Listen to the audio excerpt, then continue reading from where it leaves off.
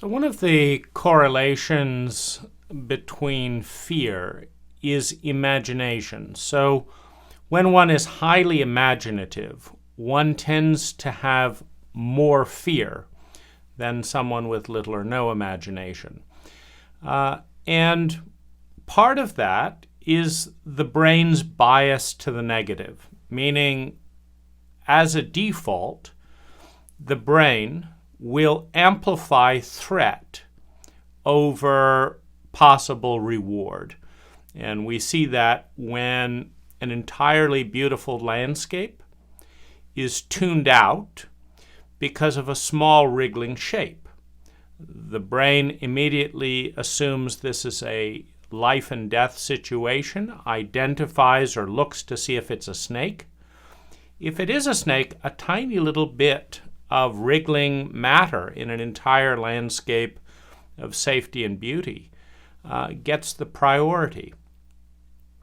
And this emphasis on the negative is amplified with highly imaginative people. So one of the questions then becomes, do you want to decrease and diffuse negative thoughts, or do you want to populate your consciousness with lots of constructive and useful imagination?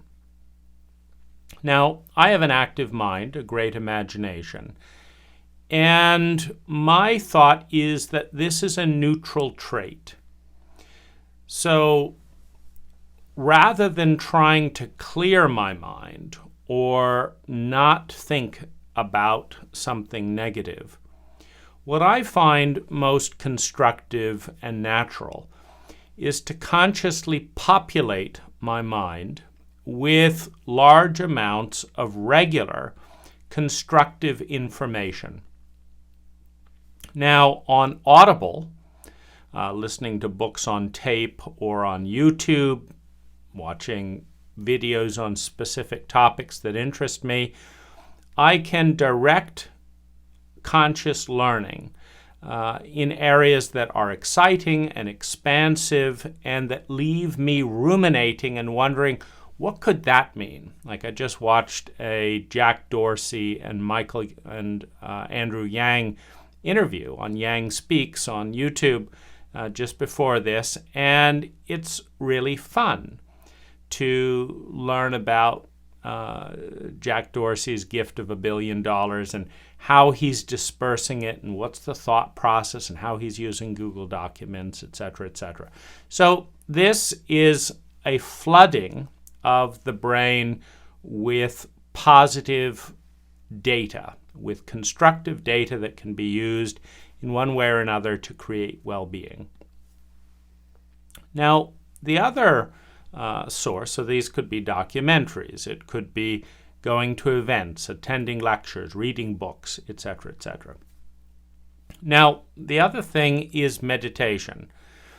And for a more active mind type, for a more imaginative type, rather than trying to meditate and empty the mind as a way of transcending the fear-based negativity, again, I'd rather go on a journey to harness that imagination and turn it into an ally. Now, early on in my life, I stumbled across the channel called Lazarus. And for those of you who have never heard of a channeled entity, it's usually a consciousness that is not physical, that is being connected with someone who is physical. Now that's also neutral, just like talking with a person over the phone. There are great people to talk to and boring people to talk to. There's highly confused and crazy people to talk to over the phone, and there's also insightful people to talk with. So connecting and working with a channel is neither here nor there. The thing to look for is, and the analysis that I did when I came across Lazarus at age 12, was the question, would I find this information and these meditations useful if they weren't channeled, but came from a human being? Meaning, if anyone said, here, I wrote this, and I hope it'll be useful for you, and I read it, and I said, yeah, this is useful, then that's a good standard. In other words, you don't want cheap, crappy, inconsistent writing just because it's from a channeled entity, or just because it's from a human entity. It shouldn't, the work, the presentation should hold its own. Now, there's pluses and minuses of working with channels. That's good to know. I think it's generally good not to get all of your information from one source. There's pluses and minuses to dealing with CNN or Fox News, etc. So I think it's generally good to try and synthesize useful information from generally high-quality sources that deliver the kind of information that leads to well-being. Now, the Lazarus meditations are very imaginative in terms of they're very graphical.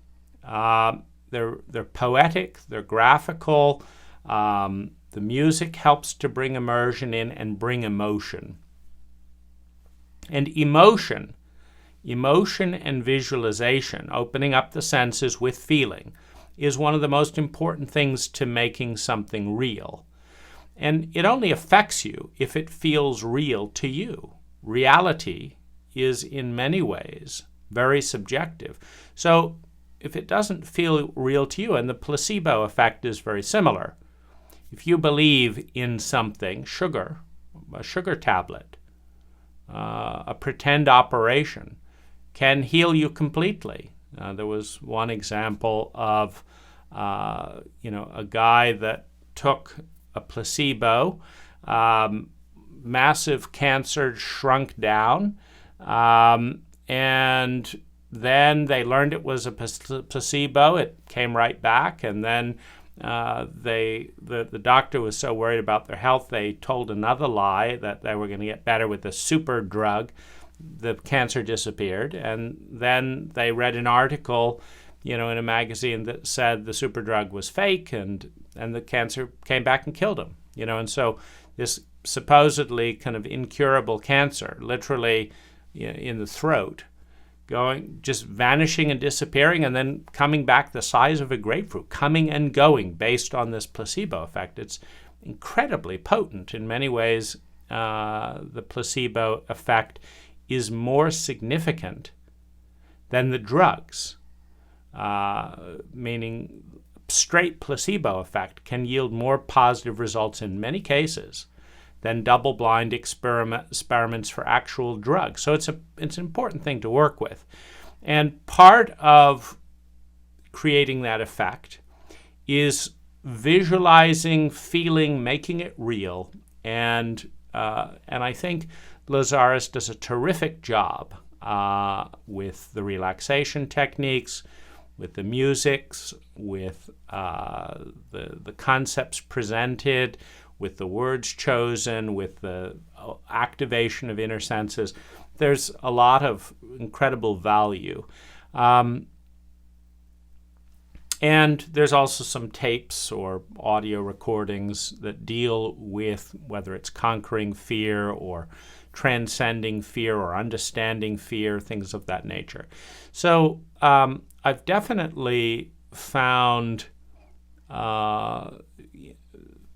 an uplifting, a sense of sometimes transcendence, sometimes understanding, sometimes a distraction in working with the Lazarus meditations, and sometimes ideas.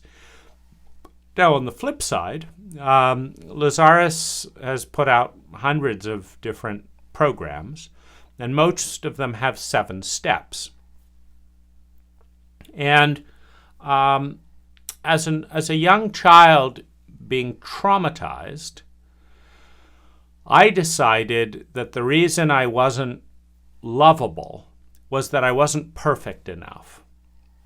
Children always make up some stories, and to cope with the fact that they're not being loved adequately.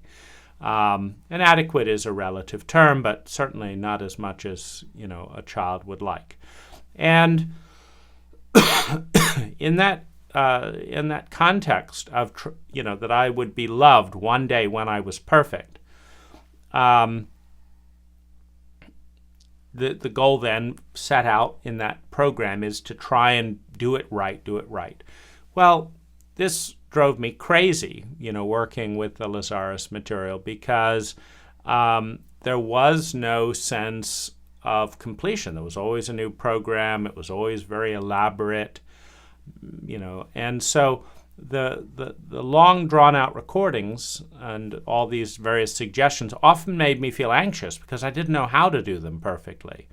But the meditations, often engage the mind in very constructive ways. So, I would just say that that the way fear works is very individual, meaning if the fear arises out of the pain of not being loved, and the coping mechanism for an unloved child is, for example, to be perfect, then setting out to be perfect in too many areas could be terrifying as opposed to exciting and liberating. So there's some nuance along those lines.